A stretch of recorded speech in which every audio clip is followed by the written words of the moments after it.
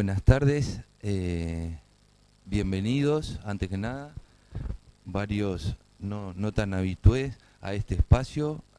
Antes que nada, dar la bienvenida y las gracias a través de Agustín al programa Integral Metropolitano que deferentemente nos ofrecieron para hacer esta una de sus actividades conmemorativas por los 10 años del programa acá en la Facultad de Arquitectura.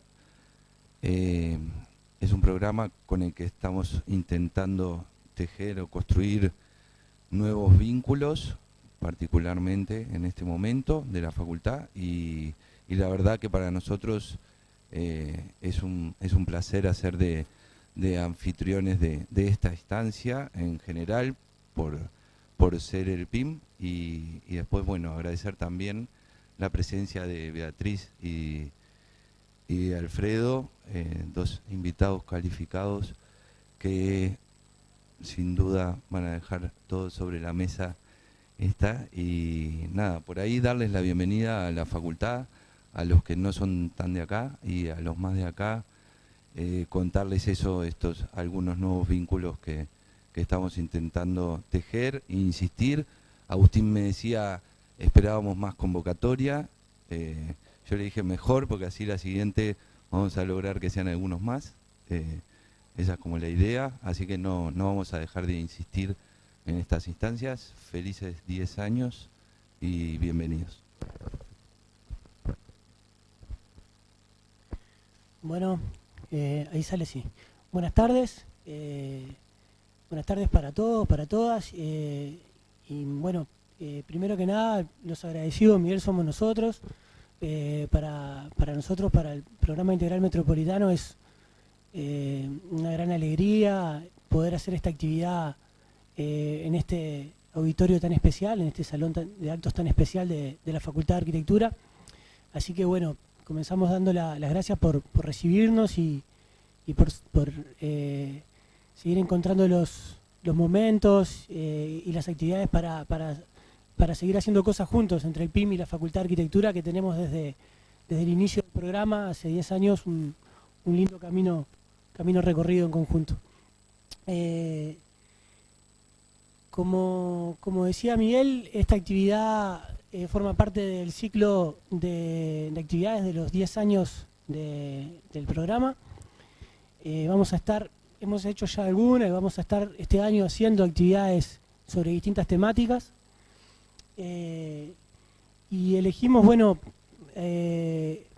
hacer esta temática de hoy sobre el tema del pensamiento crítico y la universidad en América Latina, aprovechando un poco la efeméride de la conmemoración del primer centenario de la revuelta estudiantil de Córdoba, hito fundamental, sin dudas, de lo que fue el movimiento estudiantil latinoamericano de reforma universitaria en América Latina. Y el hecho de hacer esta actividad sobre el tema pensamiento crítico y universidad en América Latina vinculada a esa efeméride no es baladí, sino que tiene que ver con una intencionalidad de situar precisamente la reflexión sobre la función crítica de las universidades y de los universitarios en una genealogía particular de movimiento universitario latinoamericano, democrático, democratizante y popular. Ahora bien, obviamente, indudablemente, la cuestión, el problema del pensamiento crítico desde las universidades en América Latina no se presenta de igual modo en la actualidad que hace 100 años. Decir pensamiento crítico es siempre nombrar una disputa, un conflicto, una situación precisamente de crítica contra algo, de movimiento intelectual, político, en contra de determinados poderes y determinados dogmas, que no son lo mismo hace 100 años que en la actualidad. En ese sentido, nos interesaba poder pensar hoy sobre esos cambios y sobre qué significa en nuestro actual contexto de mundialización capitalista que funcionaliza a las universidades hacia fines lógicas, gramáticas, mercantiles, qué significa la función crítica de las universidades. ¿Qué significa para las universidades novedades como el hecho de, hoy justo Beatriz me mandaba un texto publicado en la jornada de hoy, significan datos como por ejemplo que solo la multinacional Monsanto tiene en la actualidad 22.000 científicos. Para que ustedes tengan una idea, en Uruguay, en el Sistema Nacional de Investigadores, hay 1.750, si no me equivoco, bueno, no sé si lo noté, investigadores categorizados en ese registro, digamos. ¿Qué significa para las universidades entonces también los movimientos de contrarreforma universitaria que con todos estos procesos se generan? Y en particular en las humanidades y en las ciencias sociales la primacía de un empirismo tecnocrático que aunque muchas veces es sofisticado en general, para lo que tiene que ver con la crítica es muy superficial. Pablo Carlevaro, en un discurso que hizo en el 75 aniversario de la FEU, hace muchos años, en el 2004, decía en un momento: se ha vuelto esta una universidad que no sueña e ignora que la sabiduría llega a través de los sueños. Los sueños también tienen que ver con la función crítica de las universidades.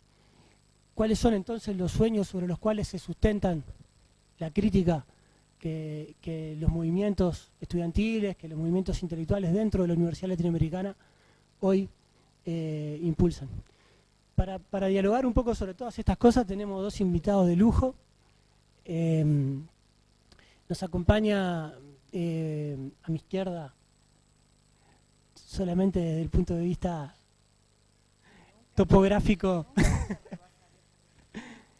a mi izquierda, pero a su derecha, ¿no? La profesora Beatriz Stolovich.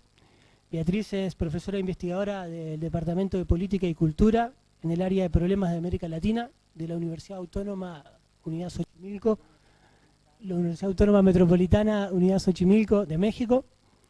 Beatriz es una mexicana originaria de Uruguay, según su propia definición, y es un inmenso placer y un honor que esté en Uruguay, hacía muchos años que no venía, y que haya tenido la generosidad de participar y acompañarnos en esta actividad hoy. Así que muchas gracias, Beatriz. Y también tenemos el honor y la alegría también de contar con un gran amigo del PIM, casi que diría que integrante, que parte del programa, porque comparte con nosotros equipos de investigación, publicaciones, actividades, y bueno, peripecias varias. El doctor Alfredo Falero, también profesor investigador en su caso del Departamento de Sociología de la Facultad de Ciencias Sociales de la Universidad de la República. Así que bueno, abrimos entonces con Alfredo, y la idea es poder, después de las exposiciones de Alfredo y de Beatriz, tener una instancia de conversación entre todos. Bueno, gracias, Agustín. Bueno, buenas noches a todos, a todas.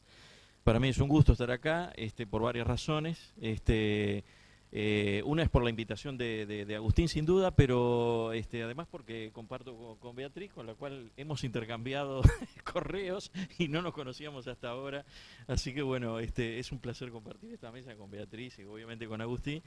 Y bueno, y tratar de generar, de poder intercambiar algunas ideas con todos ustedes en este tema vastísimo, que es el tema del pensamiento crítico y la relación con la universidad en América Latina. Es decir, vastísimo, ya digo, porque este tema se puede encarar de múltiples formas, ¿no? Entonces, yo elegí una posible entre muchas que se puede tratar este tema. Creo que, no crean que es un PowerPoint de 30 PowerPoint, 30 láminas, es apenas 2 o 3 que son una guía, simplemente para algunas de las cosas que yo les quería plantear, y que tienen que ver con un contexto muy especial. Creo que es interesante marcar esto que decía Agustín en cuanto a los a las 100 años de la Reforma de Córdoba, ¿no?, de ese movimiento estudiantil de 1918. Pero acordarnos también que este 2018 es un aniversario también en otros sentidos. Es un aniversario del Mayo francés, ahora nos gustan las cifras redondas, entonces es los 50 años del Mayo francés, pero también los 200 años del nacimiento de Marx. Es decir, curiosamente este 2018 es un año que tiene varias conmemoraciones, así que, y todas interesantes, ¿no? Todas tienen que ver con el pensamiento crítico, porque no cabe duda de que Marx fue un impulsor a su manera, una de las formas que impulsó el pensamiento crítico. No cabe duda de que la Reforma de Córdoba, con ese movimiento estudiantil, impulsó el pensamiento crítico, y no cabe duda que aquellos fenómenos que nucleamos en el Mayo francés del 68, que es para reducirlo a un mes y a un año, porque en realidad era un movimiento que venía antes y después, también provocó enorme producción de pensamiento y de conocimiento. Y estamos en América Latina 2018 con un contexto regional que yo creo que es importante colocar de fondo ahora, porque es un contexto regional complicado. Y entonces yo creo que es interesante, en primer lugar, marcar eso, ¿no? Es decir, ¿en qué contexto estamos? Estamos en un contexto donde, digamos, hay regresiones en distinto, no para colocar como mojón los gobiernos caracterizados como progresistas, de eso va a haber otra mesa, no quiero entrar en eso. Simplemente que hay, en términos de lo que ocurrió en los últimos años, hay regresiones. Estas regresiones se manifiestan de distintas maneras, y la más notoria ha sido, y que nos afecta brutalmente, es la de Brasil en los últimos años. O sea, las transformaciones regresivas en el mundo del trabajo. Sobre eso cabría... ahí está, perfecto. Cabría todo, ¿verdad? Cabría toda una discusión sobre lo que significa estas transformaciones de informalidad, de precarización laboral, etcétera, que curiosamente era, si ustedes, yo me estaba revisando los últimos días algunas bibliografías digamos, de los fines de los años 90, y es increíble que el diagnóstico que hacían a fines de la década del 90, lo podemos, 10 años después, podemos trasplantarlo igual. Hay un proceso de precarización, hay un proceso de esto, hay un proceso de quiebre de los derechos, hay un proceso... Bueno, esta es la América Latina de hoy. Y es un contexto entonces complejo en diversos sentidos. No me quiero abundar sobre esto, pero sí colocarlo como tema. En este contexto, no hay que olvidar que esa lógica, digamos, ese proceso sociopolítico latinoamericano complejo, tiene otro doble contexto que hay que colocar, es un elemento que es central para mí, que son las transformaciones del propio capitalismo a nivel global. Y sobre eso también cabría una discusión enorme, ¿no? Si bien yo no me ascribo totalmente a esa corriente, hay una corriente que viene desde la década del 90, quizá un poco antes, que se llama de capitalismo cognitivo. Yo no me ascribo totalmente a eso, pero coloca un tema que para mí es central, que enfatiza la relación cada vez más fuerte que hay entre producción de valor, acumulación de capital y conocimiento. Y por lo tanto, esto es central colocarlo, porque las universidades tienden a ser correas de transmisión de intereses y de necesidades de las empresas. Porque cada vez más se precisa innovación, esta palabrita tan de moda, cada vez se precisa más generar un conocimiento de aplicación inmediata, cada vez hay un mundo más tecnologizado, y esto tiene efectos rápidos en las universidades. Entonces las universidades tienden a ser cada vez más mercantilizadas a nivel global. Y en esto hay una bibliografía ya que se está acumulando importante. esta idea de la universidad como, entre comillas, fábrica del conocimiento, o la universidad en el sentido de una sociedad, de una universidad mercantilizada, ¿no? de una universidad que se ascribe fuertemente a una idea de lo útil vinculado a necesidades de la empresa. Y esto es importante también colocarlo, no me voy a extender en este punto, que va a hablar Beatriz además sobre el tema universidad, y me quiero enfocar más bien en el tema justamente de la problemática de constitución, de construcción de pensamiento crítico en este contexto, en este contexto regional y en este contexto global, ¿no? Entonces, lo que ustedes ven ahí son algunas preguntas posibles, y que, por supuesto, cada una de estas preguntas, podríamos hablar un montón de cada una de estas preguntas. ¿Qué es el pensamiento crítico? Bueno, ¿qué es el pensamiento crítico? En principio, para definirlo muy rápidamente, hay dos elementos. Tendemos a pensar el pensamiento crítico como intrínsecamente interdisciplinario, es decir, que no está vinculado a una disciplina en particular, atraviesa campos del conocimiento, y en este sentido, ya que estamos en la Facultad de Arquitectura, también se puede hablar de pensamiento crítico en relación a la arquitectura, a la geografía, al espacio y al territorio. Entonces, en primer lugar, considerar esto, de que el pensamiento crítico es un concepto amplio, interdisciplinario, que tiene que ver con dos elementos centrales, que tiene que ver con la crítica a conceptos establecidos que nosotros naturalizamos a través de la universidad, pero se naturalizan también a través de la sociedad en general, en los medios de comunicación, etcétera. Y en primer lugar, y en segundo lugar, a la idea de construcción de otro conocimiento posible, de producir algo nuevo, distinto, crítico de la realidad. Entonces, en esta dos acepciones nos movemos de pensamiento crítico de las categorías constituidas y producción de lo nuevo. Producción de lo nuevo también es producción de algunas prácticas sociales que pueden ser generadas, que pueden ser criticadas en términos justamente de eso que vagamente denominamos pensamiento crítico. Así que bueno, esta advertencia, yo vengo de la sociología, de mi campo disciplinario es la sociología, pero entiendo que el pensamiento crítico no es adscrito ni a la filosofía en particular, ni a la sociología en particular, como decía, atraviesa campos de conocimiento, etcétera, y creo que es importante colocarlo esto porque cada uno, dentro de su campo de conocimiento, dentro de sus intereses de estudio, debería integrar estos elementos de pensamiento crítico. Y esto es que, entonces, la primera pregunta, ¿qué es el pensamiento crítico? ¿Qué alcance tiene? Y yo diría que hoy tiene un alcance, ¿no? Puede tener un alcance mayor o un alcance menor, de acuerdo a los contextos históricos. Hoy tiene un alcance limitadísimo. Y esto hay que colocarlo.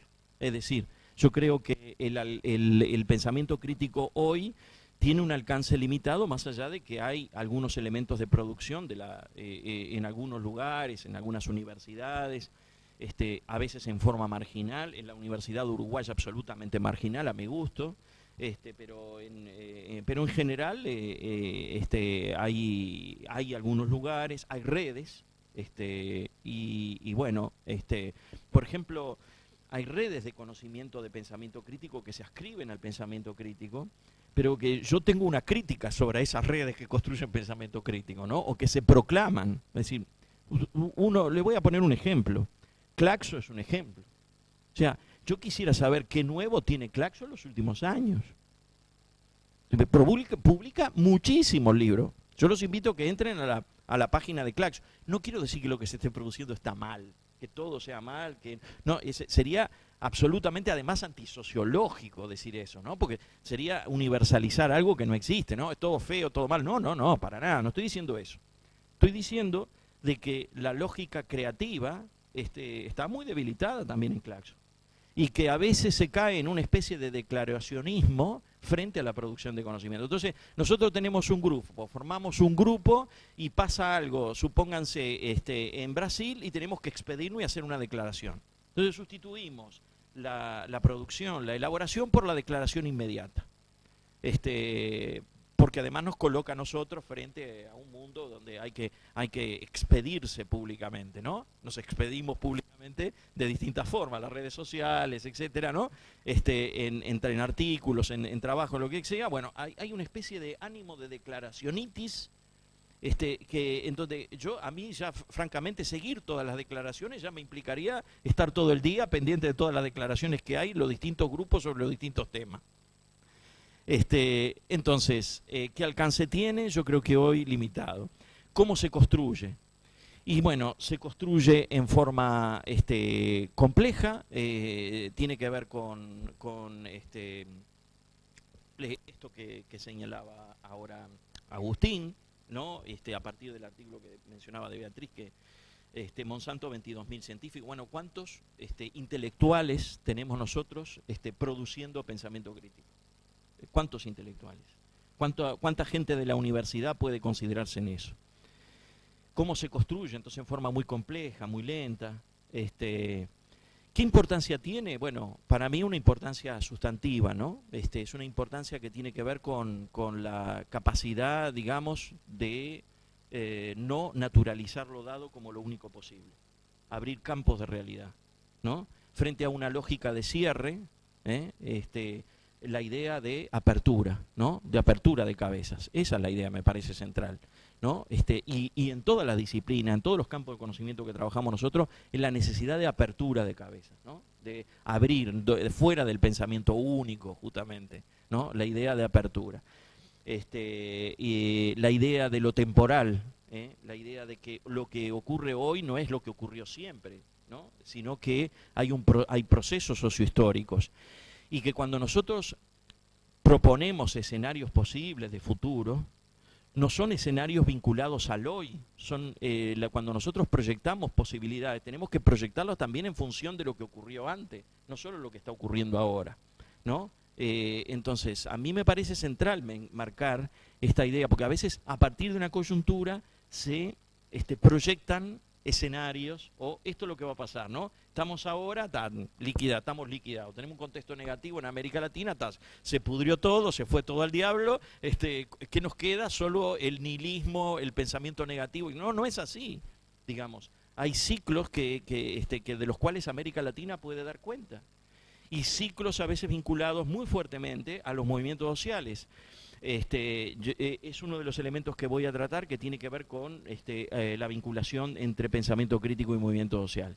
Muy rápidamente paso a eso. ¿Cómo intervino América Latina en su producción? Que es la otra pregunta que está puesta ahí.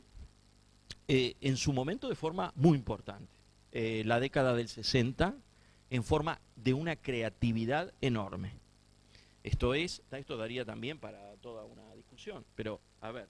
Nosotros podemos estar de acuerdo o no con algunos conceptos, teorías, visiones, perspectivas producidas en América Latina en la década del 60. Pero lo que no podemos estar de acuerdo o podemos no estar de acuerdo, pero lo que es un hecho es que fue de una enorme creatividad. Por ejemplo, la llamada teoría de la dependencia o la perspectiva de la dependencia dio lugar a un conjunto enorme de categorías de análisis. Eso fue producción latinoamericana. Fue producción latinoamericana en un contexto difícil. Por ejemplo, recuerden que el golpe de Estado de Brasil fue en el año 64, que debieron emigrar una cantidad de intelectuales, y muchos se refugiaron en 2 centros de producción de conocimiento en Chile, en Santiago de Chile. Y desde allí se produjo conocimiento, desde ahí vinieron también intelectuales de otras partes, y se generaron una enorme masa crítica interesante de producción de conocimiento para entender la realidad. El concepto de marginalidad, ya que estamos justamente en una facultad donde trabaja con el tema del territorio y del espacio. El concepto de marginalidad es un concepto social, al mismo tiempo es un concepto claramente territorial, es decir, que se expresa en las ciudades latinoamericanas, el concepto de marginalidad. Entonces, y sobre eso toda una discusión sobre lo que implicaba las diferencias con Europa, cómo se salía del esquema marxista, etcétera, etcétera, etcétera, etcétera. Larguísimo. Y cómo interviene la región, como les decía, hoy interviene en forma mucho más, mucho más apagada en términos de producción de conocimiento crítico. De hecho, les diría de que en general muchas teorías creativas no se produjeron acá. Dudo que sí hubo algún optimismo para aquellos que conocen el tema, que están bien con las teorías postcoloniales, descoloniales, que vino una moda sobre eso. Bueno, ahí quedó. O sea, no, ¿qué nos ayudó? Yo, a mi gusto, muy poco. Sí, nos ayudó a entender algunas cosas, pero también nos quedó gusto a poco. ¿Qué instrumentos nos integró para poder trabajar, para producir conocimiento? Tengo mis dudas.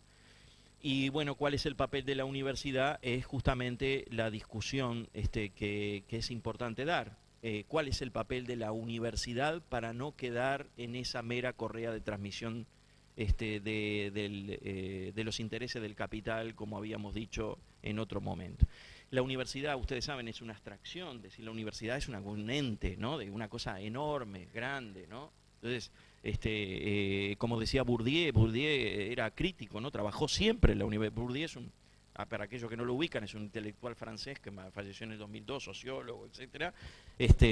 Bourdieu, me acuerdo que había una charla abierta con una cantidad de gente, eso lo aparece en el documental La sociología es un deporte de combate. Él había una charla y alguien dice, la universidad es una mierda y pa. Y dice Bourdieu, ¿no? Que era crítico y que dice, mire, yo no le puedo acompañar ese pensamiento, porque no puedo hacer una generalización tan grande, porque siempre hay espacio, no puedo decir la universidad en general, y más en Francia, ¿no? Que más varias universidades, etcétera. Entonces yo lo mismo podría decir hoy, es decir, no puedo hacer una extracción, una generalización abusiva. Pero es cierto de que el papel de la universidad podría ser mucho más patente, mucho más importante. Voy ya a unas tesis posibles sobre el tema del pensamiento crítico y la relación con la universidad hoy, y para homenajear a Mariátegui y homenajear a Stavenhagen, ese gran antropólogo, sociólogo, de origen alemán, pero mexicano, de adopción, ¿verdad? Yo no sé si nació en México o en Alemania, en México mismo, ahí está, pero los padres habían venido de Alemania, ahí está. Entonces, yo no sé si, Stavenhagen se hizo famoso por siempre, gracias, claro, las 7 tesis equivocadas sobre América Latina, que fue una producción corta que salió en El Día, que era un diario de México, en dos partes, hace ya bastante años. Estuve cuando se generaron los 50 años en México, de los 50 años de las tesis de Stavenhagen, ahí un evento que se hizo en el Colegio de México, etcétera. Pero fue famoso igual que... Entonces, ese número mágico de 7, bueno, tengamos 7 tesis, entre otras posibles, sobre el tema del pensamiento crítico y la universidad. La primera tesis dice, como ustedes ven ahí, sobre la utilidad y contra la sospecha. Y esto es porque el pensamiento crítico siempre está en cuestión. Siempre aparece que requiere una justificación, ¿no? ¿Para qué diablo pensamiento crítico? Tanta cosa para producir, ¿para qué alguien se tiene que dedicar al pensamiento crítico? Y bueno, hay varias razones. Por ejemplo, frente a una inmensa masa de información, cada vez más voluminosa, una sobrecarga a la que estamos expuestos, ¿cómo seleccionamos esa información? ¿Cómo podemos atar distintos eventos para que no queden eventos solo? Yo creo que ahí está el tema del pensamiento crítico, es decir, como elementos, como líneas de referencia que permiten atar, ¿no? Ejemplo, yo puedo escuchar en un noticiero un conjunto enorme de información. Los noticieros duran 2 horas, ¿verdad? Más o menos. 1 hora y media, 2 horas, son en general largos. Muchos policiales en general, sacando los noticieros del Estado, y en general una sobremasa, una sobrecarga de eventos. ¿Qué me acuerdo yo de todo lo que pasó? Lo único que me queda es la sensación de una sociedad violenta, deslocada, ¿no? Donde toda la gente actúa de forma o hay un nosotros contra ellos, que son los delincuentes, etcétera, etcétera. Bueno, yo creo que el pensamiento crítico es central para poder atar, por ejemplo, elementos como esto.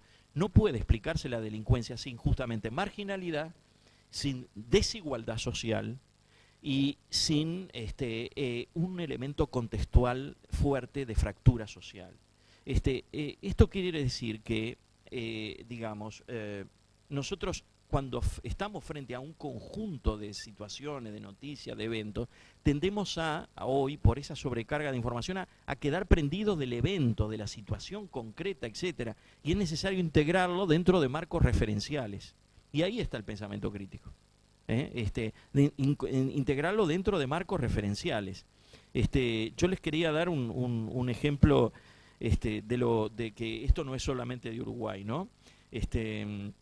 En el año 2016, un sociólogo francés que se llama Bernard Lahire, que es heredero de Bourdieu, había una onda estatal en Francia muy fuerte y decía más o menos esto, decían desde el Estado francés.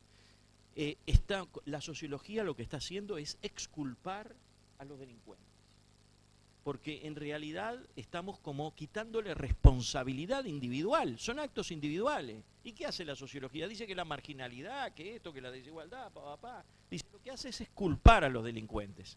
Entonces, ¿qué hace Bernard Lahire? ¿No? Agarra y escribe un libro rápido, que se llama justamente Pour la sociologie, o sea, en favor de la sociología, traducido con el subtítulo "Y para terminar con una presunta, pretendida cultura de la excusa", ¿no? Es decir, como que la sociología lo que hace es exculpar. Y el tipo lo que decía era, mire, lo que hace la sociología es intentar explicar. O sea, es claro de que el Ministerio del Interior va a funcionar por otro lado con sus distintos nombres, pero la sociología lo que tiene que hacer es explicar los hechos y buscar cómo se puede ver, no solo en términos de corto plazo, sino de mediano plazo.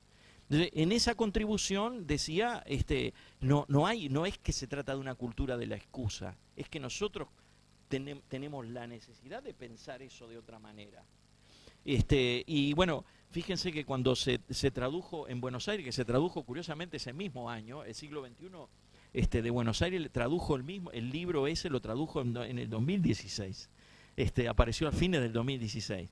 En el libro en Buenos Aires, fíjense cómo se llama, le cambiaron, se llama En defensa de la sociología, que más o menos sería igual por la sociología, En defensa de la sociología, pero dice el subtítulo, que no era el subtítulo francés: contra el mito de que los sociólogos son unos charlatanes, justifican a los delincuentes y distorsionan la realidad. Largo subtítulo. Exactamente.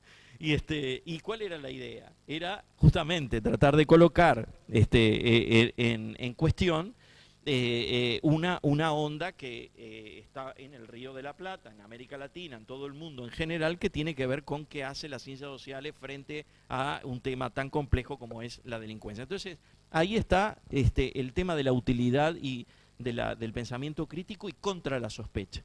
Digo pensamiento crítico en general porque obviamente del tema no se encarga solo la sociología, hay varias disciplinas. Entonces, bueno, el siguiente punto, vos avísame cuando queden 5 más o menos, así apresuro. Bueno, el segundo lugar es, dice ahí, sobre su lugar en la academia. Y bueno, en cuanto al lugar en la academia,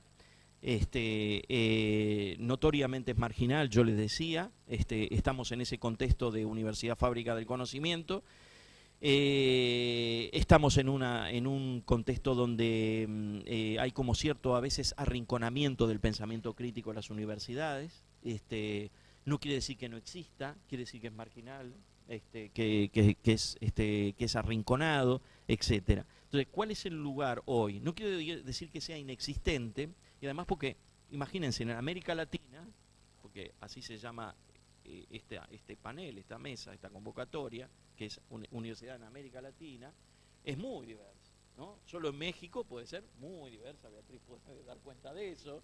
En Uruguay, como tenemos la escala chica, tendemos a hacer un poco más, pero en realidad, fíjense, imagínense lo que es Brasil, por ejemplo. Es muy diverso, muy grande. Entonces, hay distintos puede haber distintas situaciones, pero en general la tendencia es que sea un lugar marginal. Sobre su lugar en la sociedad actual, ahí yo creo que es una cuestión contradictoria que hay que colocar. Fíjense que el discurso dominante, que es un discurso que prescribe conductas, cómo debe ser uno en la vida, ¿no? Es un discurso dominante, prescribe, ¿no? Ustedes tienen que ser emprendedor, tienen que ser, ¿no? Tienen que trabajar, y si caen tienen que levantarse y volver a empezar y meterle y ¿no? Todo ese discurso muy individualista, muy prescriptivo en cuanto a normas, lo que se debe hacer en la vida, etcétera.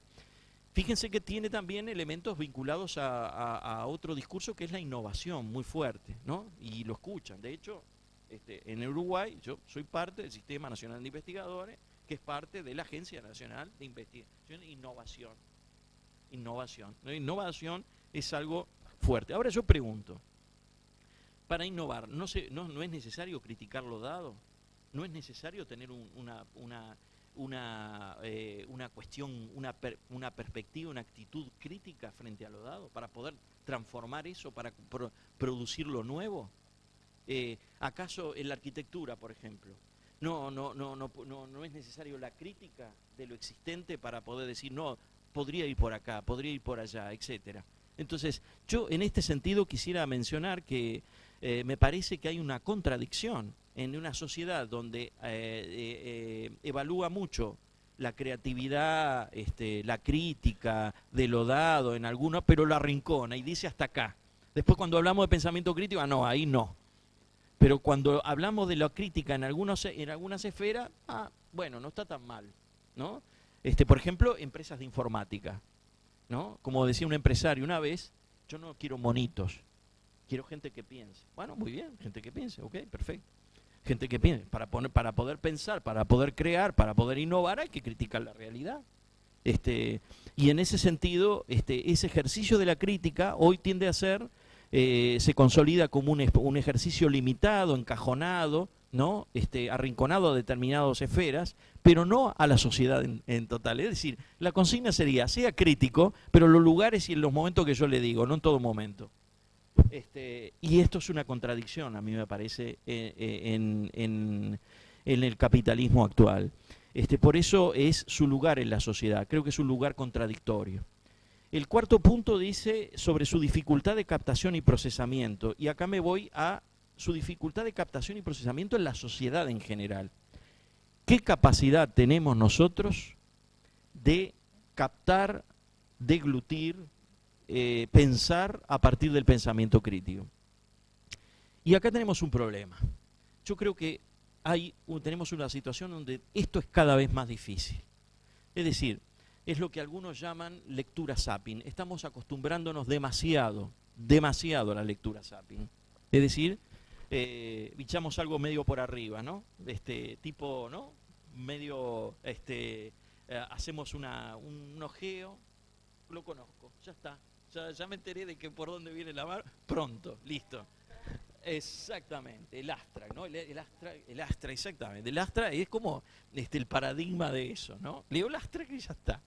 Y bueno, el pensamiento crítico, lamento decirlo, pero requiere justamente esfuerzo de reflexión, de leer algo, a ver hacia dónde va, lo cual no quiere decir que uno esté de acuerdo con el autor, a ver si nos entendemos, no quiere decir eso, quiere decir que si critica al autor, genial, lo critica. Pero nosotros tenemos que pensar de que nos estamos acostumbrando a una lectura que es una lectura demasiado lineal, demasiado esquemática, demasiado rápida, demasiado zapping, ¿no? Algunos expertos en historia de la lectura, por ejemplo Roger Chartier en Francia, mencionan este punto. Dice, lo que se está dando ahora es un cambio bastante invisibilizado, pero solo tiene lugar, solo es comparable. Fíjense la comparación que hace, ¿no?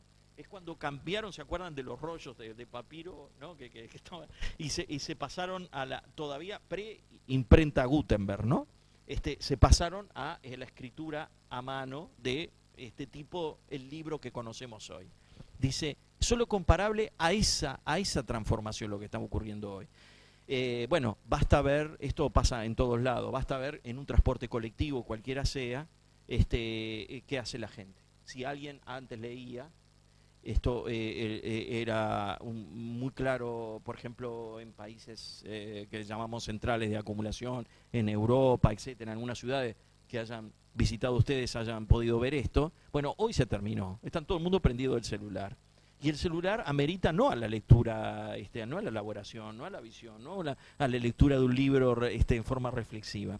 Y esto es un problema entonces de captación del pensamiento crítico. Y además yo no puedo trasladar el pensamiento, hablemos del pensamiento crítico, ¿no? Como por ejemplo, existiera acá un periodista, nos viniera a hacer una pregunta y nos dijera, si usted tiene que explicar en un minuto qué es el pensamiento crítico, ¿qué diría? Yo qué sé qué puedo decir en un minuto. No sé lo que puedo decir, que se pueda entender, ¿no? Me acuerdo una vez a un intelectual que ya falleció en Argentina, yo estaba en Buenos Aires en ese momento, y en un canal falleció Ernesto Laclau, ¿no? Que era un intelectual argentino, bueno, que estuvo discutible en muchos cachos, la verdad que no me llevaba bien con lo que escribía, pero bueno, pero de repente no, estaban entrevistando a alguien que sí lo había estudiado, ¿no? Otro intelectual, Gruner, ¿no? Eduardo Gruner, ¿no? Y dice, si usted tuviera que explicar, y le pone un concepto de Laclau, ¿no? Dice, en un minuto, para terminar esta entrevista, usted tuviera que... ¿Qué quería decir Laclau? Y le coloca una categoría, ¿no? Un significante vacío, vamos, ¿no? Que creo que dijo eso. Si usted tuviera que decir, ¿qué es el significante vacío, Laclau? En un minuto. Y Eduardo Brune dice, yo creo que puedo explicar en un minuto qué es el significante vacío. No sé. Entonces tiende a decir dos o tres cosas, ¿no? Pero ese es el problema que tenemos. Es decir, pensamiento crítico justamente no puede estar atado a la inmediatez, ¿no? A la pildorita, y se terminó. Y nosotros nos estamos acostumbrando a una cultura de la pildorita. Entonces, ese es un problema que me parece que tiene que ver con esto que decíamos de la dificultad de captación y procesamiento. No, es perfecto. No, ya termino, son tres, voy rápido. Son sobre la lucha desigual contra la adaptación. Hay una tendencia en general a la adaptación social. Esto funciona, por ejemplo, le voy a decir cómo funciona. Los libros de autoayuda son una tendencia a la adaptación social. Entonces, contra la cultura de la adaptación, por ejemplo, toda la literatura managerial que explotó la década del 90 es enormemente prescriptiva y adaptativa. Cómo ser un buen jefe, cómo ser un buen CEO, cómo trabajar con un equipo, cómo ¿no? Es enormemente prescriptiva. Siempre tiende justamente a la adaptación, ¿no? Es una lucha desigual en ese sentido. Porque siempre es más fácil adaptarse que ponerse en contra, ¿no? Además porque nunca es gratis, ¿no? Ponerse en contra nunca es gratis. Y bueno, 6. Sobre el papel de la producción, sobre su papel en la producción de conocimiento. Bueno, yo quiero acá colocar simplemente una idea. No piensen que es, porque yo lo he visto por ahí, y me parece que es una falsedad absoluta. Una especie de, llamémoslo así para ser rápido, ¿no? Un sombrero que se pone después de la producción del conocimiento ya hecho. Entonces, acá tenemos un conjunto de conocimiento en serio. Esto es riguroso. Ahora, bueno, ¿te gustó el pensamiento crítico? Bueno, decía algunas cosas después de eso y ya quedamos pronto, ¿no? Es como una especie de sombrero que se pone. Eso no es pensamiento crítico. El pensamiento crítico está integrado en la propia producción de conocimiento y arranca la propia construcción del objeto de estudio, en la producción del conocimiento. ¿Qué estudio y por qué? ¿Qué elementos afectan esa producción de eso que yo voy a estudiar, eso que quiero estudiar? Ahí arranca el tema de lo crítico, no es que después que termine, ahora estudio la pobreza, terminé de estudiar la pobreza y ahora le pongo algo de crítico para quedar bien. Eso no es pensamiento crítico. Ahí hay un error enorme, no es un sombrero que se pone ex post. Séptimo punto sobre su conexión con movimientos sociales. Bueno, yo creo que acá, volviendo a la cuestión de origen, del puntapié de esta charlita, la idea era que justamente el pensamiento crítico se expande y yo puedo decirle que hay una correlación muy notoria entre movimientos sociales, organizaciones sociales, expansión de movimientos sociales y producción de pensamiento crítico.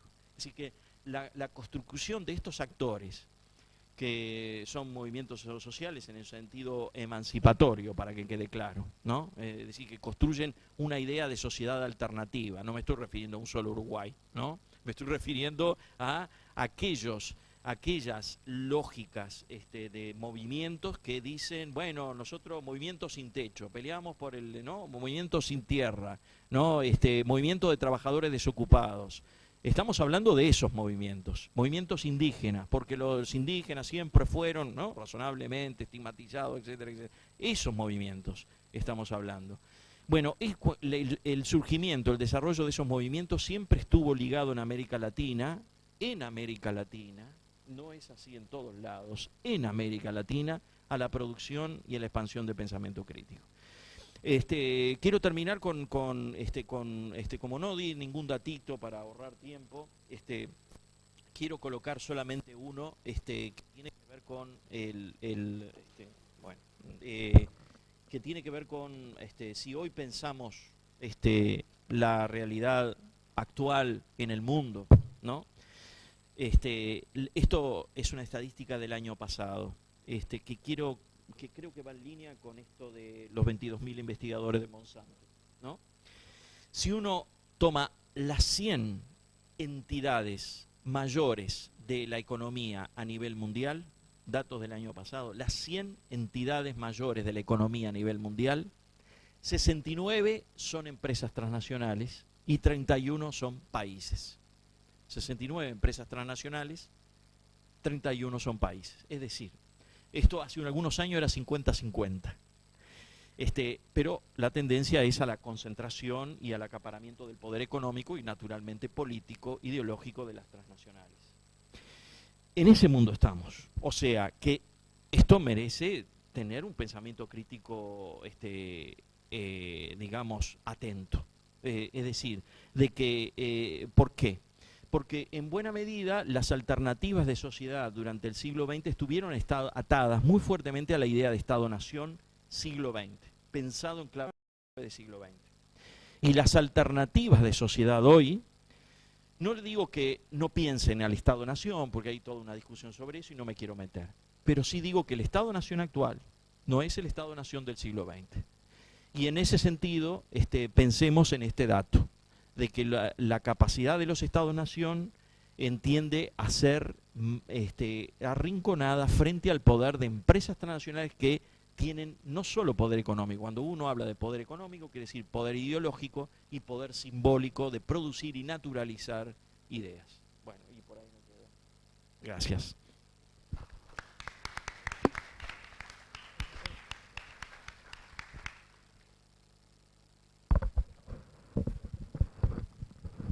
A ver, ¿así se oye?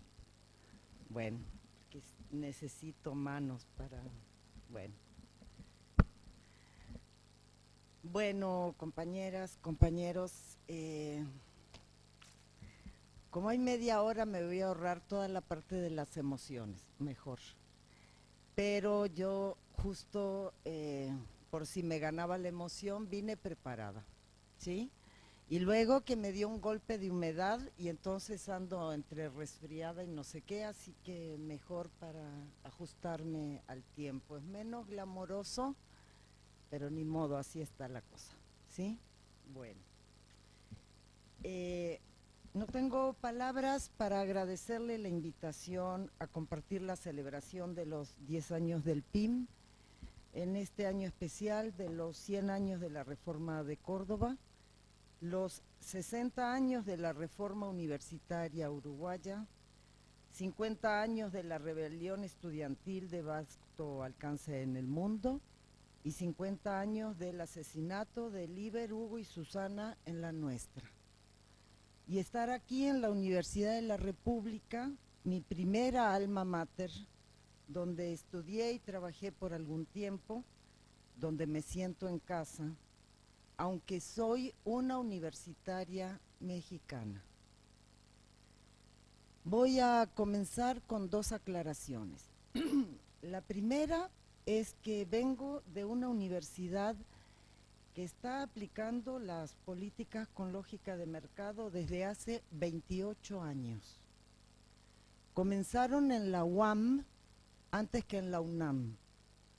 Siempre he pensado que se experimentó para medir las reacciones en una institución distinta, más pequeña, más descentralizada, departamentalizada, que tenía un activo sindicato independiente y único de trabajadores académicos y administrativos.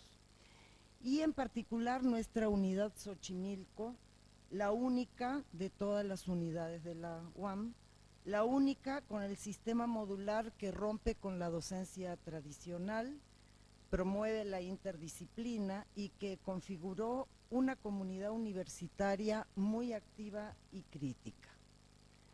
A casi 30 años, los efectos negativos son visibles y han transformado a fondo la vida universitaria. Son cambios que se ejecutan en consonancia con una salvaje reestructuración del capitalismo en México. Desde esta realidad, que ya se ha generalizado a muchas universidades de América Latina, es que hago mis reflexiones. La realidad aquí es distinta, aunque no sé con certeza cuánto se ha transformado la universidad uruguaya en estas décadas. En cualquier caso, que estas reflexiones sirvan como un espejo donde mirarse, sobre todo para saber lo que no hay que hacer. La segunda aclaración, tomando en consideración el título de esta actividad, es sobre lo que yo entiendo por pensamiento crítico. Considero que no es solo oponerse a lo existente y abundar sobre el deber ser, sino la capacidad de develar lo encubierto en el funcionamiento del sistema y su reproducción.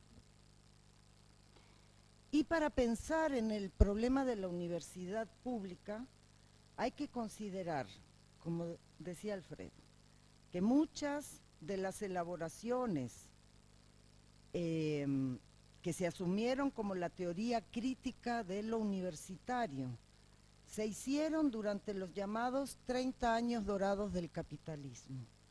Hoy surgen nuevos desafíos analíticos y sé que mucho de lo que diré sonará a herejía. Pero con todo y lo raro que pueda sonar, quizás sirva para hacerse preguntas. Debe reconocerse que el llamado, subrayo, el llamado o autodenominado pensamiento crítico tiene falencias.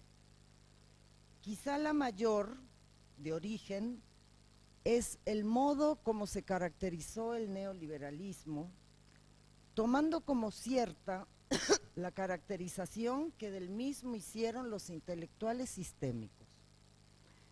Se tomó como si fuera realidad lo que solo era la retórica de los dominantes, que hicieron que se le pensara como una política económica, el ajuste fiscal recesivo, monetarista, como estado mínimo y como desinterés por lo social.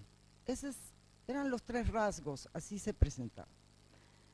Tomando esa caracterización como válida, se asumió por contraposición que si se aplican políticas económicas no recesivas, si se aumentan las funciones del Estado o se desarrollan políticas sociales, se ha salido del neoliberalismo.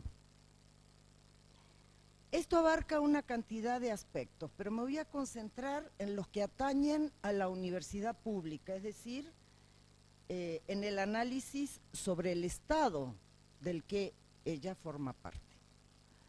Y perdonen la tosecita y toda la cosa, pero el viento y esta cosa, estoy malita. Una manera de abordarlo, sí, pero mira, ni todo el agua del mundo puede con el golpe de humedad y esta cosa, pero pero se agradece, se agradece. Sí, también. No, pero los plátanos no son así largos y amarillos. Ah, bueno. Una manera de abordarlo que me parece interesante es a partir de la consigna que moviliza a los estudiantes de toda la región por una universidad pública, gratuita y de calidad, que parece ser absolutamente clara, pero que deja un enorme margen para asignarle contenidos distintos. Llamo la atención que las contrarreformas universitarias, al menos en México, se ejecutan diciendo que es para tener una educación pública, gratuita y de calidad. La retórica de los dominantes hace un uso intenso del nominalismo. Se apropian de las palabras que en el imaginario popular han representado sentidos virtuosos para darles contenidos totalmente opuestos, pero no de manera evidente. Y así avanzan en construir un sentido común que pone a los dominados en estado de disponibilidad para la manipulación de la derecha. Por eso convoco a afinar el discurso sobre la universidad, a darle contenidos precisos e inconfundibles. Y usando este ejercicio de analogía, pues comencemos pública, gratuita y de calidad, ¿no? Comencemos por la idea de lo público. Con su retórica, los dominantes han presentado al neoliberalismo como negación del Estado. No obstante que la reestructuración del capitalismo denominada neoliberal hace un uso intenso del Estado. Es un Estado máximo, no mínimo, máximo al servicio del capital. El discurso del Estado mínimo sirvió para que justificaran la demolición de las anteriores funciones sociales del Estado, negando al Estado en general en el discurso. Impusieron retóricamente la lógica del doctrinarismo liberal que separa ontológicamente lo público y lo privado, basándose en el fetichismo de la forma jurídica de la propiedad. Es necesario que quede claro que lo público no se define solamente porque el Estado tenga la titularidad jurídica de determinadas instituciones, sino esencialmente por los cometidos del Estado, es decir, porque sus acciones estén al servicio de las mayorías. El gran capital no está constreñido a la dicotomía entre titularidad jurídica pública o titularidad jurídicamente privada para usar intensamente al Estado como su Estado.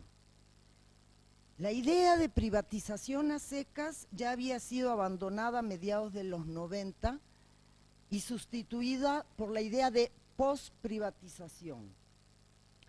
Para los objetivos del capital, la titularidad jurídica estatal de bienes y servicios llega a ser mucho más útil porque garantiza que el presupuesto público sea el vehículo para transferirle riqueza social al capital.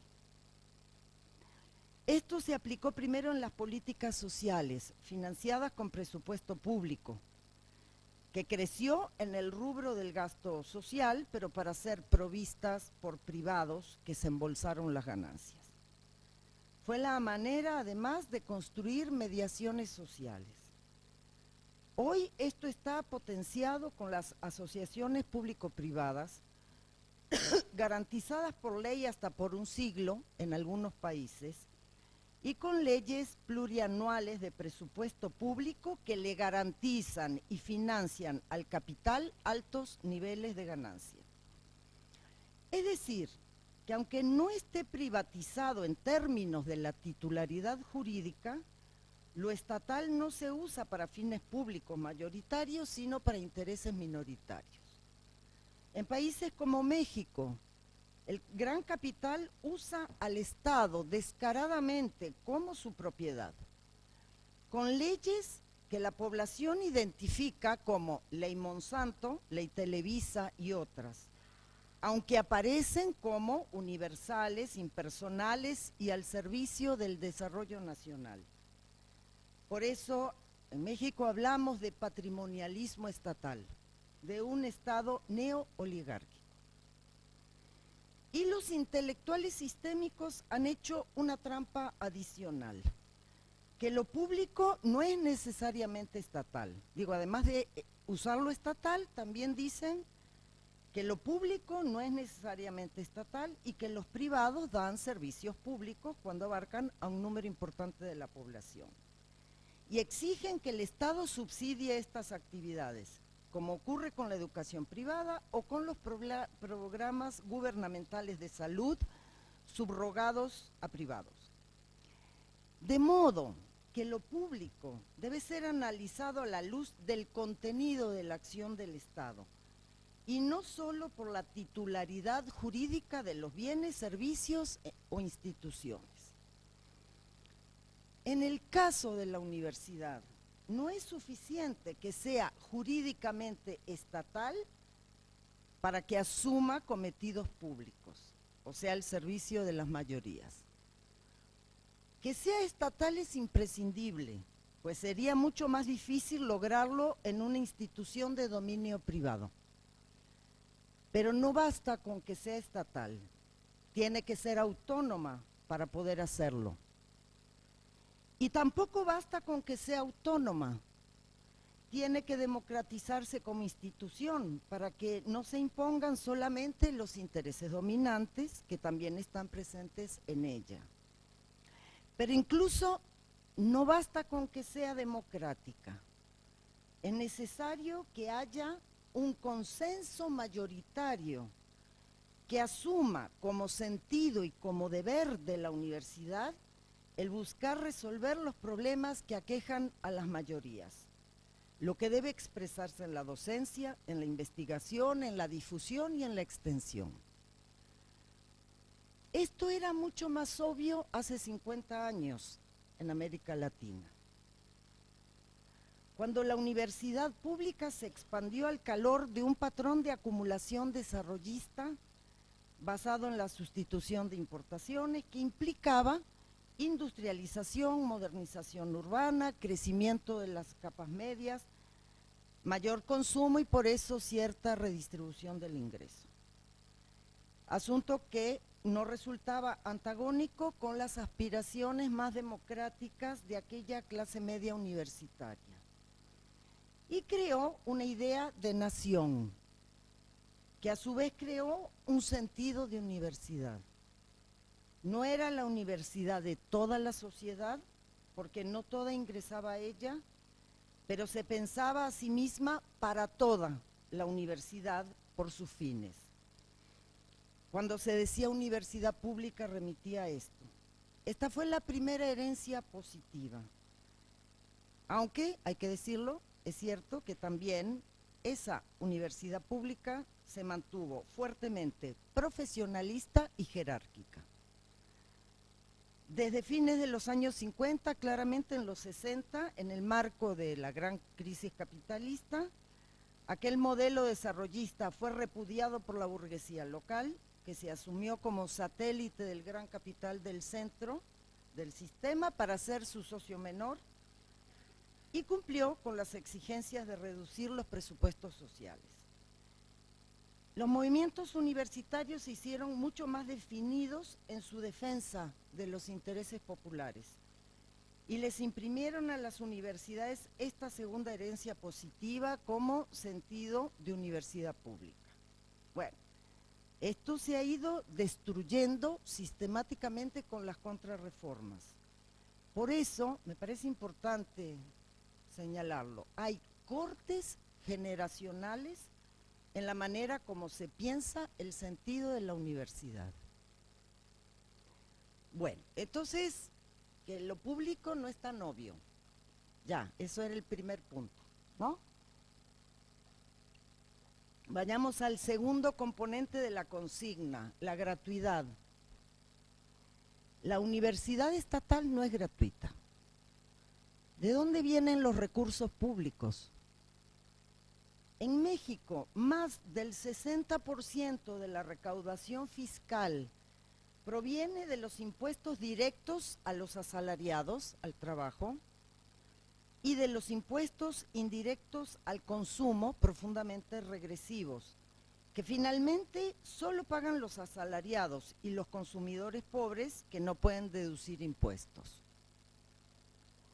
Por el contrario, el gran capital no paga impuestos, entre exoneraciones y devoluciones, con la excusa de incentivar la inversión. El capital mediano y pequeño sí paga, pero menos de lo que paga un asalariado. Si se cobraran cuotas o colegiaturas, se estaría cobrando 2 veces. Y lo tremendamente grave es que la mayoría de los que financian al Estado y a las universidades públicas son los que no pueden ingresar a ellas. Cada año, más de 300.000 jóvenes son rechazados por las 3 universidades federales, la UNAM, la UAM y el Instituto Politécnico Nacional, cada año. Cuando no se explica claramente la gratuidad, se piensa que son los gobernantes quienes ponen el dinero para la universidad, a los que habría que agradecerles. Mucha gente lo piensa así. Por eso hacen efecto las acciones clientelistas. Y por eso también permean las diatribas de la derecha contra el mentado populismo que todo lo da gratis. Se necesita ser más didácticos sobre la disputa por el destino del fondo de consumo de los que viven de su trabajo que financia el presupuesto estatal. Pero no es tarea de la universidad cobrarles a unos sí y a otros no. Esa es tarea del fisco, que debe cobrar más a quien más tiene. Este es un debate que, en México, ya les contaré. Bueno, así que gratuidad ahí también, ¿no? Vamos al tercer componente de la consigna, de calidad. ¿Qué quiere decir? Porque calidad indica la existencia de un conjunto de cualidades o características, lo otro es la cantidad, pero no dice cuáles. Varios de los movimientos universitarios que proclaman esta consigna no le ponen contenido. Y en esto opera la hegemonía dominante. ¿Qué es lo que está en el imaginario social como idea de calidad en la educación? ¿Más computación en inglés? ¿Aprender a pensar con cabeza propia, como sí lo hacen las universidades de la élite del poder, que no piensan su educación como ejecutores de lo que deciden otros, y los forman para pensar, para conocer a los dominados y las artes de dominación? ¿A pensar con cabeza propia o solamente formar habilidades como mera capacitación para ser fuerza de trabajo dirigida por otros? Y no solo estoy pensando en los trabajadores manuales, sino también en los que ocupan los puestos intermedios como operadores del gran capital. No solo estoy pensando en las licenciaturas o pregrado, también en los posgrados. Conozco a biólogos que no tenían idea del gran negocio que representan los transgénicos y de su uso para ejercer un control inimaginable sobre la humanidad. O estudiantes de ingeniería que me han contado que les enseñaban a someter los proyectos a los encargos de las grandes constructoras. No importa si después con un terremoto eso deja un tendal de muertos. O estudiantes de economía que los forman para ser operadores, corredores de bolsa, pero que nunca estudiaron economía política. Y no estamos hablando solo de los profesionistas que salen a buscar trabajo. También estamos hablando del recambio generacional de la planta docente, que va reproduciendo esto. no se discuten los contenidos y tampoco se perciben todas las formas como estos se van imponiendo. La reducción de los presupuestos universitarios no solo afecta a los salarios, también lubrica que se obligue a las universidades a generar recursos propios, tal como discutió la Unión de Universidades de América Latina, la UDUAL, hace 2 semanas en México. Esa es la vía para subordinar la investigación de la universidad pública a las grandes empresas que además se quedan con las patentes.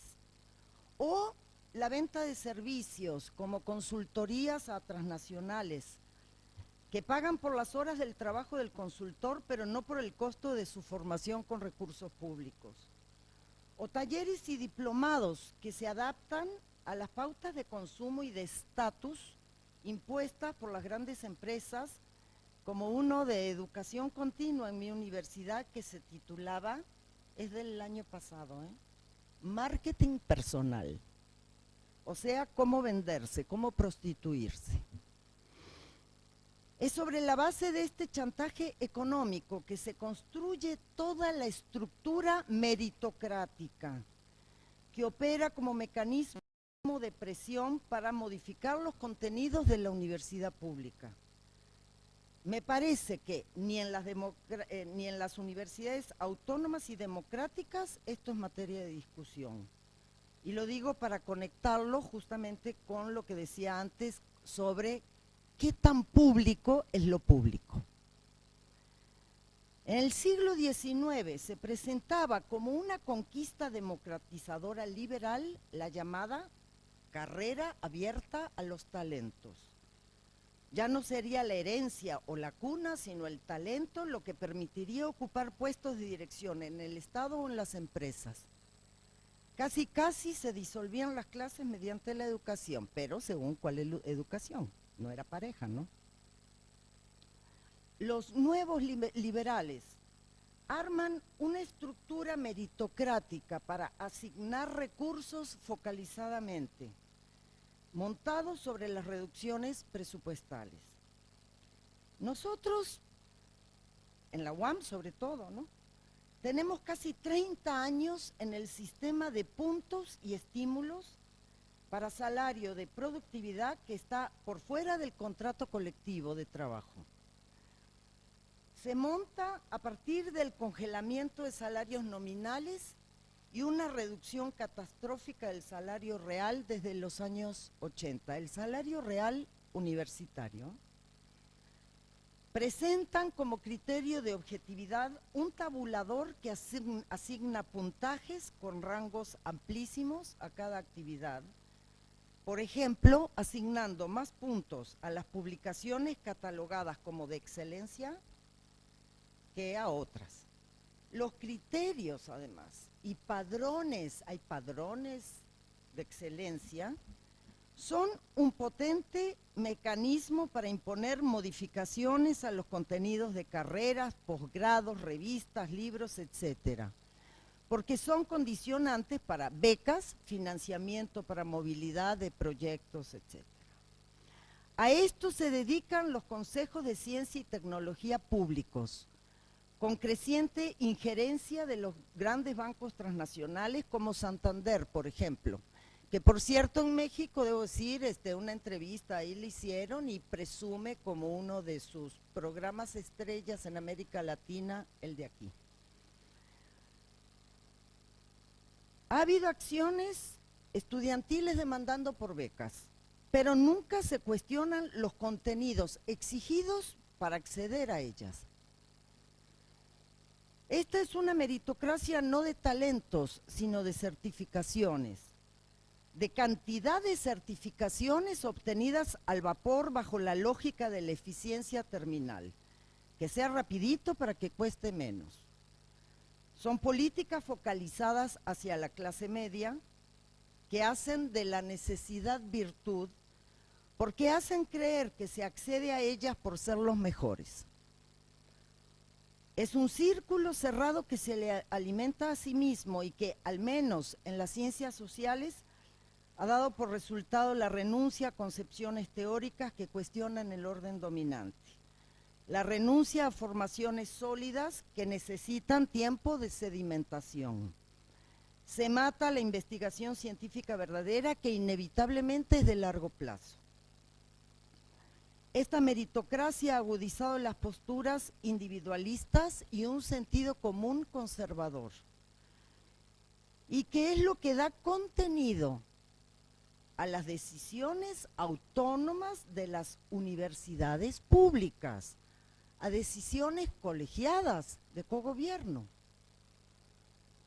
Los objetivos dominantes se cumplen desde adentro. Y pese a la obsecuencia que generan, no garantizan la empleabilidad, como dicen. En México, el 45% de los desempleados tienen educación media superior y superior, lo que prueba que esta formación adquirida bajo los criterios actuales no son capital humano, como lo denominan los liberales.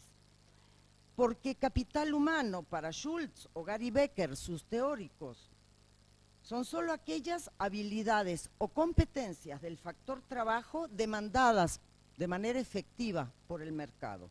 Si no las demanda, son un desperdicio. Es que el problema es el lugar de América Latina en la reproducción capitalista. ¿Qué se necesita de conocimiento propio para estas nuevas formas de economía de enclave del capital transnacional, basada en la explotación inmisericordia de nuestros territorios y en la logística para extraer los productos? ¿Qué se necesita de conocimiento propio para expandir el consumo de productos importados? Ahora, como antes y siempre, el problema de la universidad pública tiene que ver con el país que se quiere construir. Junto a este panorama sombrío, es importante destacar que desde luego hay esfuerzos, proyectos, acciones y compromisos de individuos y grupos que van a contracorriente.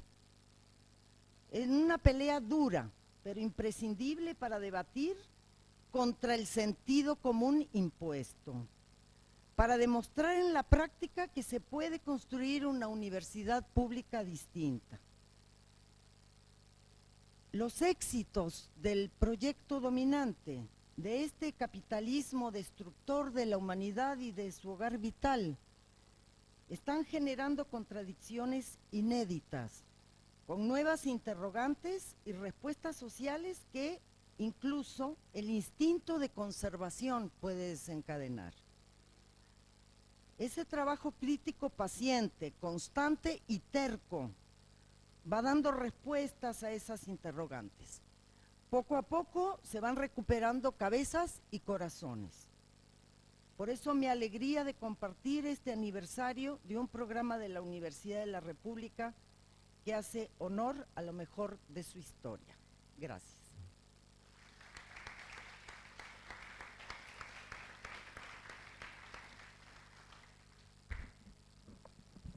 Bueno, muchas gracias Beatriz, muchas gracias Alfredo.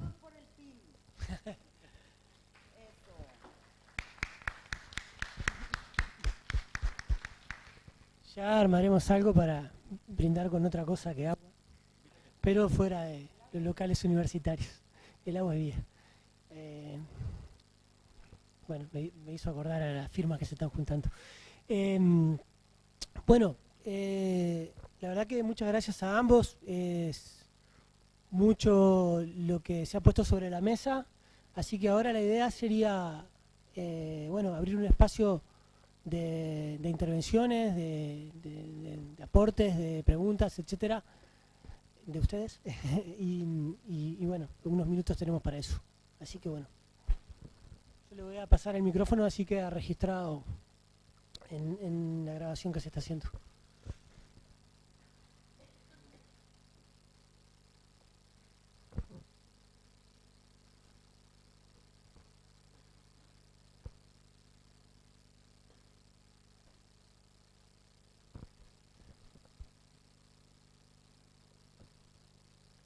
Alguien que rompa el hielo.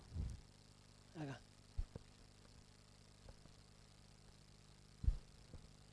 Bueno, buenas noches, ¿qué tal? Mi nombre es Juan, soy docente acá de la Facultad de Arquitectura. Agradecerles por estar acá y compartir sus pensamientos.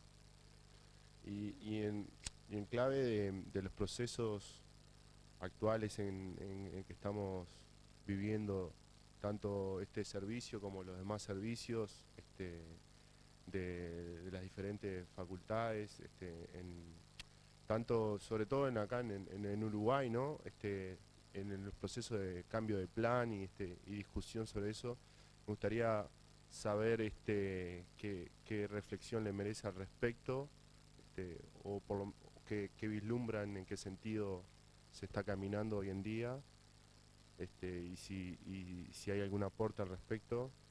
Y para Beatriz específicamente quería hacerle la consulta usted categorizó a intelectuales sistémicos, si podría explicar a qué se refería al respecto.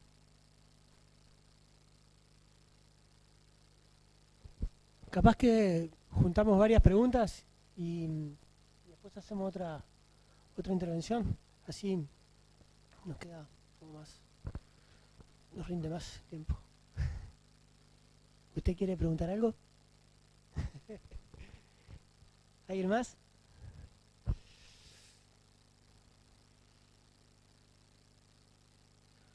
Arrancamos con esta entonces. Alfredo, ¿querés?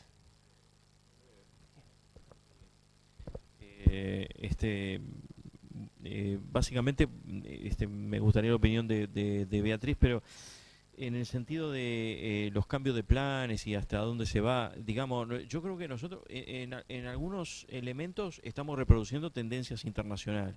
Por ejemplo, en Europa, el llamado Plan Bolonia suponía la minimización de la graduación y el pasaje en la maestría se convierte en una especie de jamón del sándwich hacia el doctorado inmediato. De ahí que nosotros tenemos doctor en cualquier disciplina en Europa a los 25, 26 años.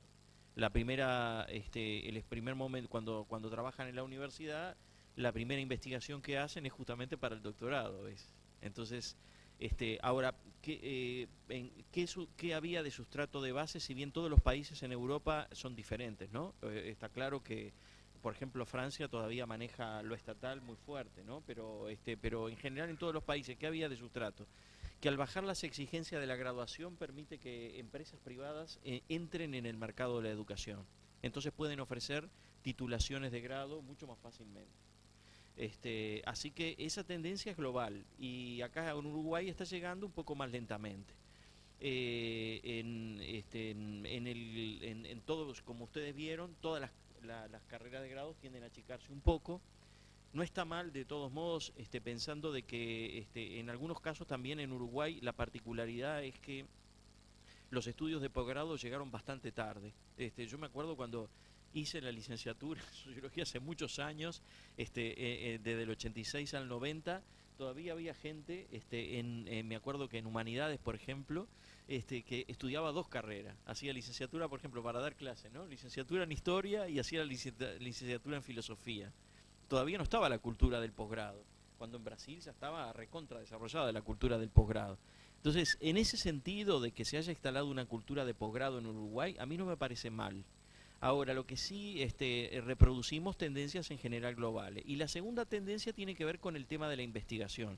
Y eso es la que a mí me preocupa. Beatriz manejó varios elementos en ese sentido, pero cuando la investigación queda atada en función de limitaciones del presupuesto, etcétera, a lógicas puramente de demandas del mercado, es un problema.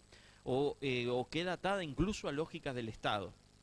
Voy a poner un ejemplo. Yo no trabajo, no tengo convenios con el Estado, pero en mi facultad, no solo en mi facultad, hay una parte muy importante de la universidad, pero la Facultad de Ciencias Sociales trabaja mucho con el MIDE, supónganse, con el Ministerio de Desarrollo Social. Ahora yo pregunto, ¿alguien que trabaja para el Ministerio de Desarrollo Social va a cuestionar las políticas, la forma de implementación, cómo se realizan las políticas de desarrollo, del Ministerio de Desarrollo Social, si trabaja para ese ministerio? Alguien que trabaje para en función de vinculaciones a una empresa, por supuesto. También, ni que hablar, o sea, va a estar atado a la lógica de investigación que le impone, las agendas que impone la relación en universidad-empresa. Y una última cosa, que muy rápido para darle el micrófono a Beatriz. Hace algún tiempo el centro de estudiantes de la Facultad de Ingeniería me convocó para dar una charlita, estaba en ese momento Alción Querón y había alguna otra gente en una mesa, sobre el tema del emprendedurismo, porque en ingeniería había entrado muy fuertemente el tema del emprendedurismo. Yo diría que no era solo la Facultad de Ingeniería, ¿no? Por ejemplo, claramente la Facultad de Química, ¿no? Había entrado en esa lógica. Bueno, ¿qué pasó?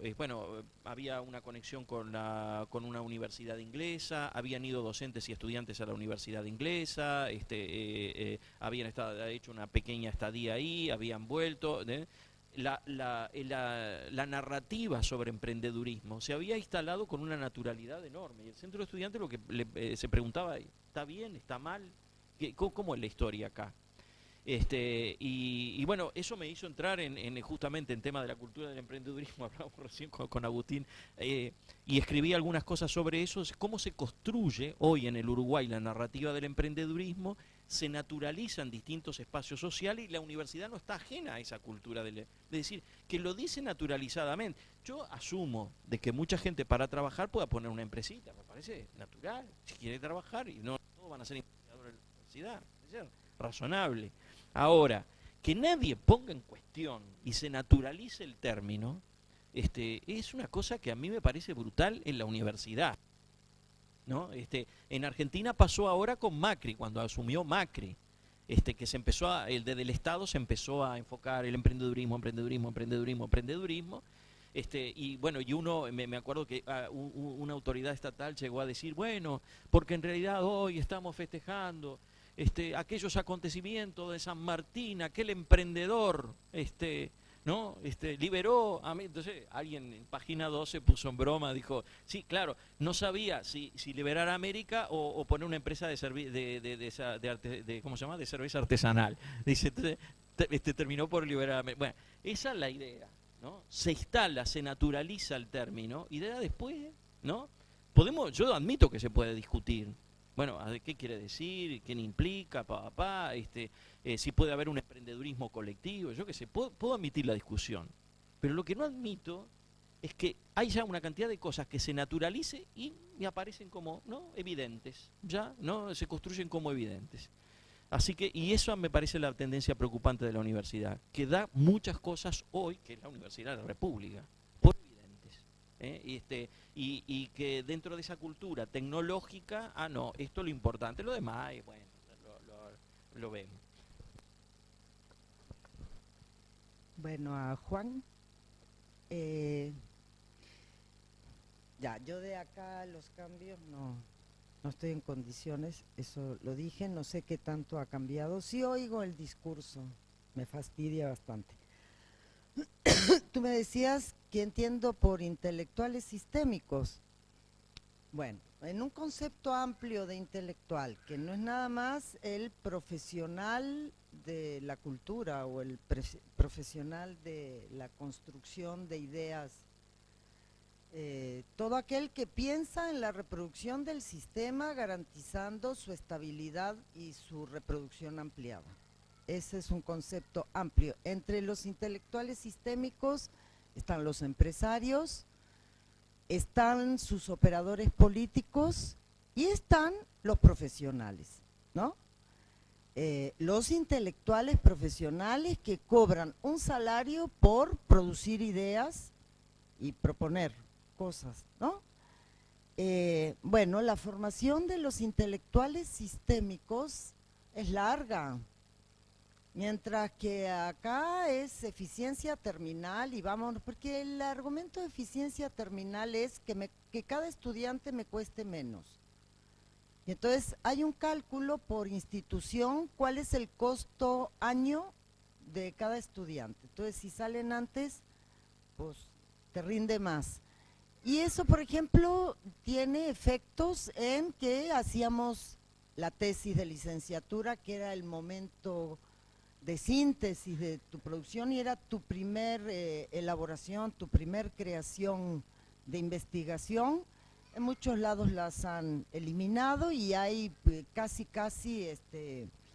te titulas nada más con los cursos aprobados, etcétera. Hay una cantidad de mecanismos para que salgan, ¿no? Y claro, entonces se reduce todo. Se redujeron un año las licenciaturas y fíjate, en México hay una historia de posgrados, pero con todo respeto y perdón por los que tengan posgrados, ¿no? Certificaciones de posgrados. Los posgrados apenas complementan lo que se les quitó a las licenciaturas.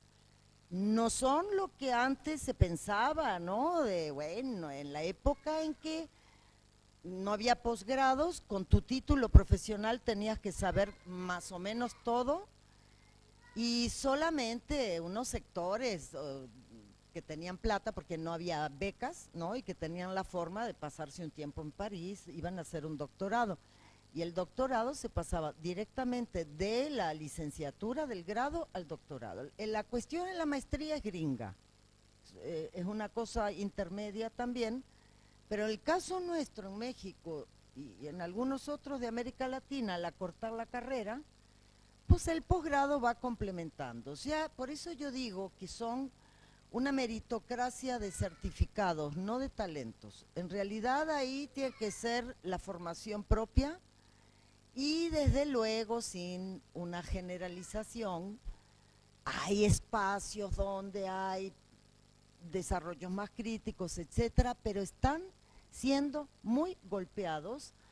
Tú sabes, el caso nuestro de estudios latinoamericanos, porque CONACYT exige, Consejo Nacional de Ciencia y Tecnología, ciertos requisitos para que sea posgrado de calidad. Si es posgrado de calidad, entonces los estudiantes acceden a beca y es prácticamente la salida para los desempleados. Yo soy muy cruda y perdone que lo diga crudamente, porque yo no estoy en contra de que la gente tenga beca, pero lo que yo estoy en contra es que no asuman que la beca es para mantenerlos en paz, tranquilos e incorporados a la lógica y que reproduzcan la lógica sin sufrir durante un tiempo el desempleo, ¿no?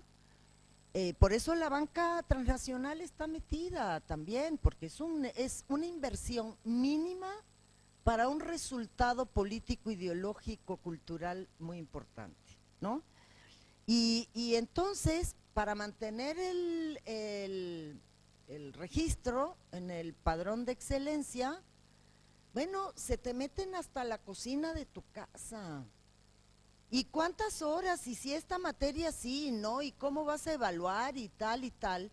Y al final terminan siendo como franquicias, no universidades, ¿no? Franquicias de un proyecto central. Y como decía Fidel Velázquez, ¿no? El que fue durante 40 años, ¿no? El que presidía la CTM en México, la Confederación de Trabajadores de México, bien charra, bien sometida.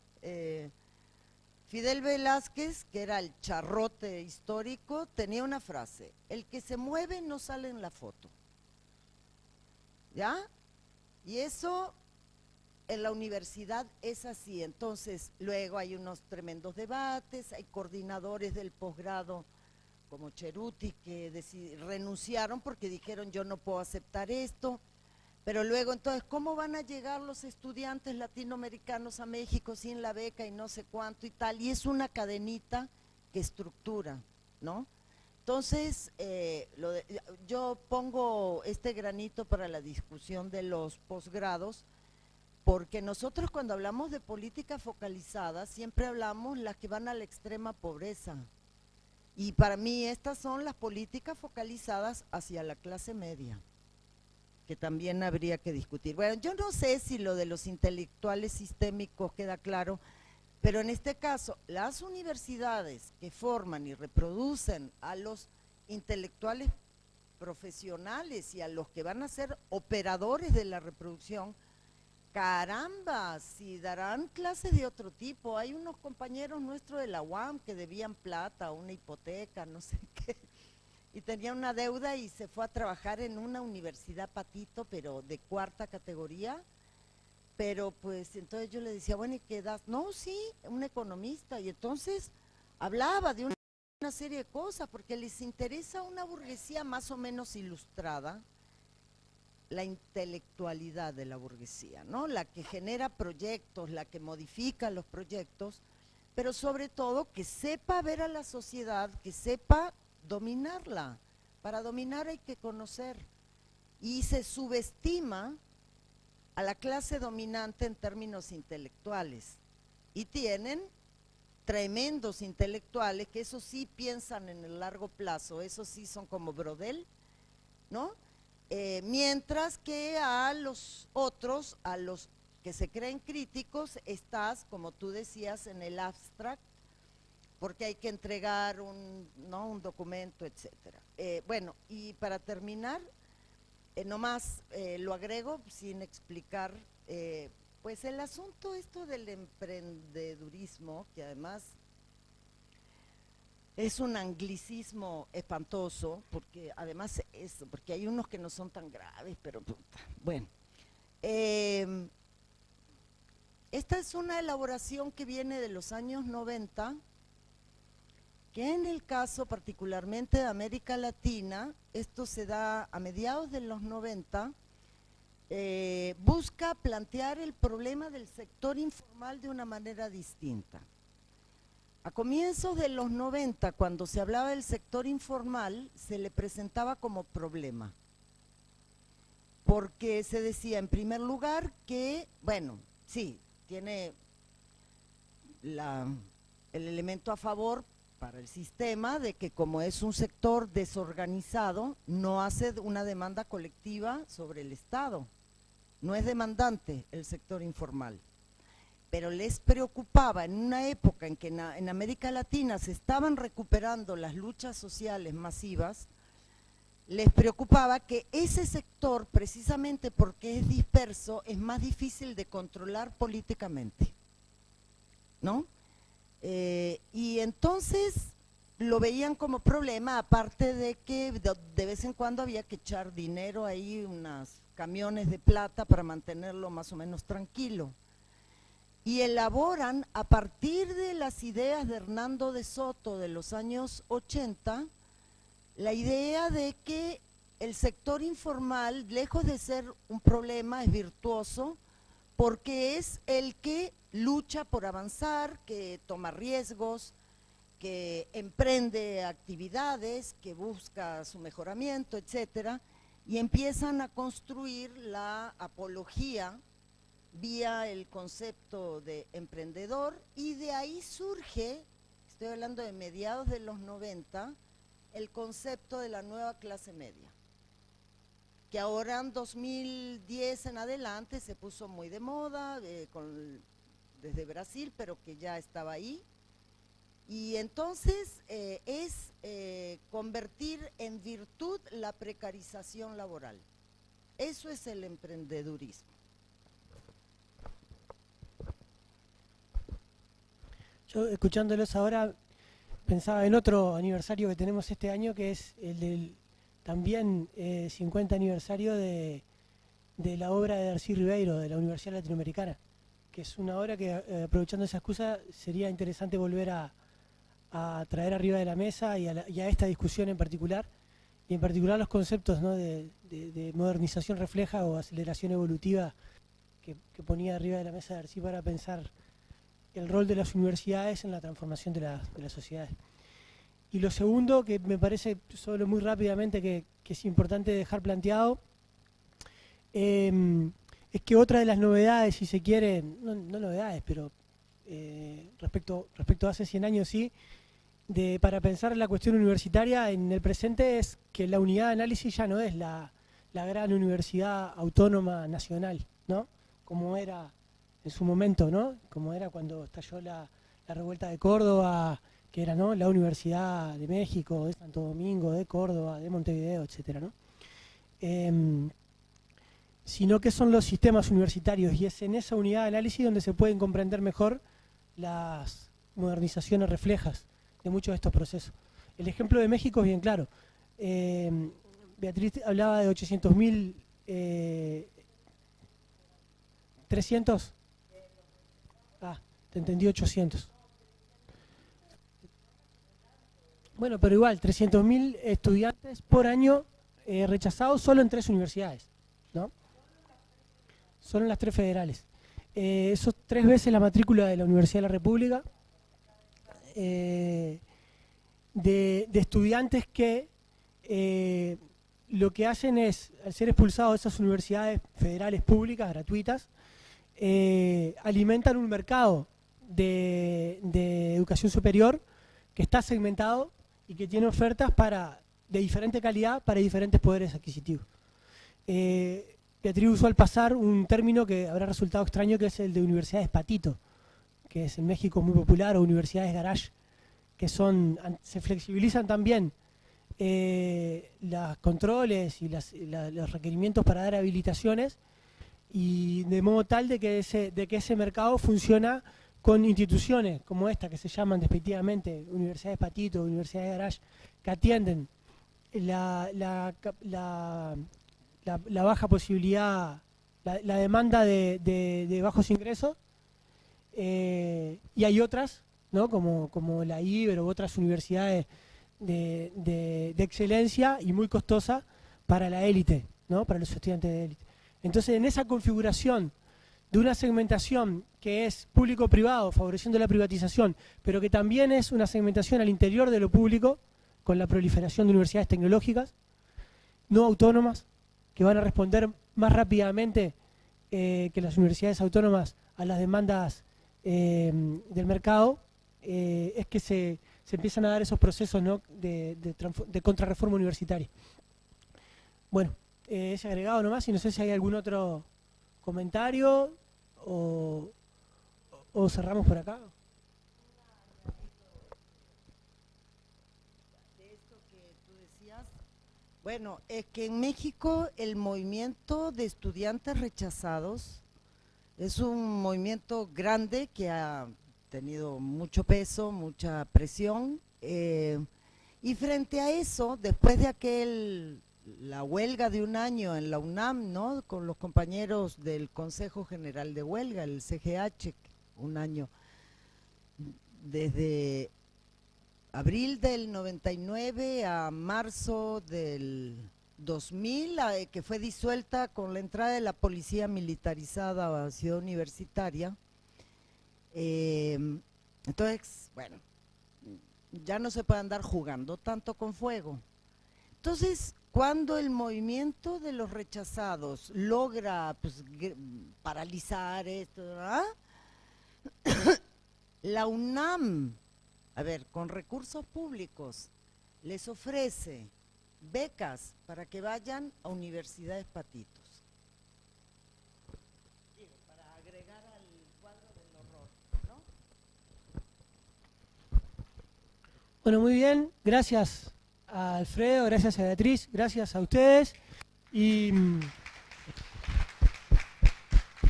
nos seguiremos encontrando en estas actividades de los 10 años del PIM.